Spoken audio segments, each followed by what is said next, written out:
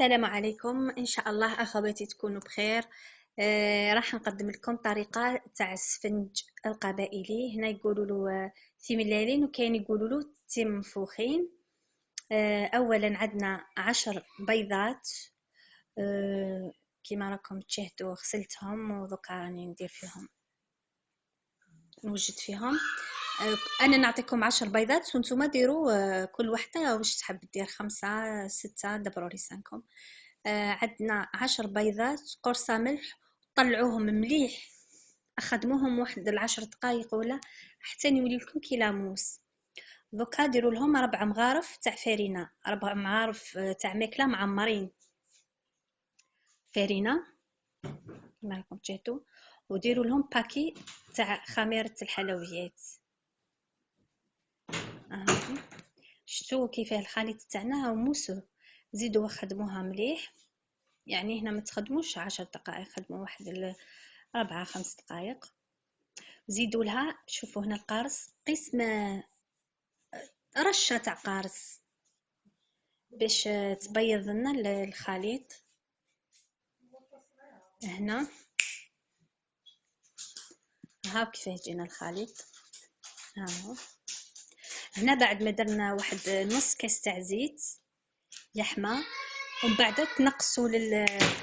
تنقصوا للغاز جيدا حتى يبقى ابتي فيه الاخر ناقص للاخر، ودير كوبوا هذاك الخليط وقعدوا تدوروا في هذيك المقلاة. راكم شفتوا نص هكذا شغل يجمد لنا نص مازال، قعدوا تدوروا في هذيك المقلاة وهو ناقص حتى تشوفوا كي شغل بدا ينشف. يدير لكم هكذاك شغل ثقابي كيما الغريف، يعني ماشي بزاف كيما الغريف، شويه ينشف هكذا. كي تبداو تشموا ريحه البيض بداو دوكا روليو البيض تاعكم يترولى.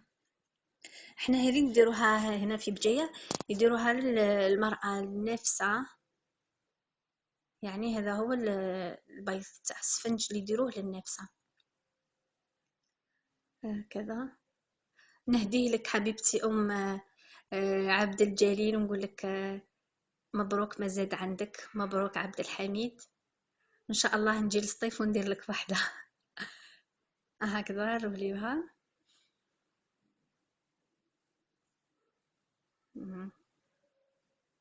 سيسوها شويه يعني بشويه تترولى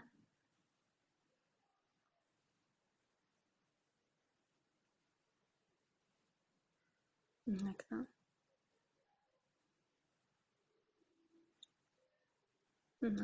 ما تخافوش منها، يعني سهل.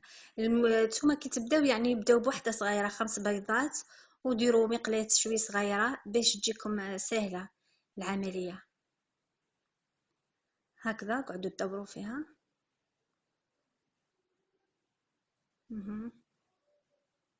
يعني هذا السفنج يعني رائع،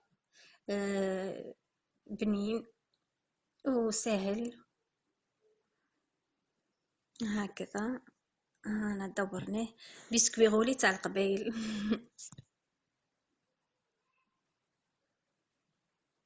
هكذا. انا هنا شويه جتني عندها المقلاة هذه عندها الحواش.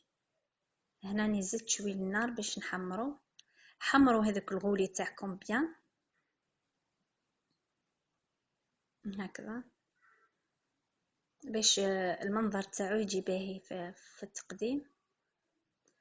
ومن بعد قصوه بالموس شرائح. هاني هنا كيفاه قصيتو. كي تقصوه حمروه على الجوانب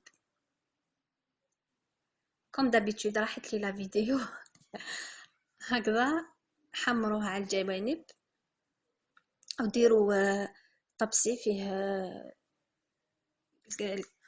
طرشون لي طرشون بابي، ونحيوه قطروه. وان شاء الله تبعوا الفيديو الجايه تلقاو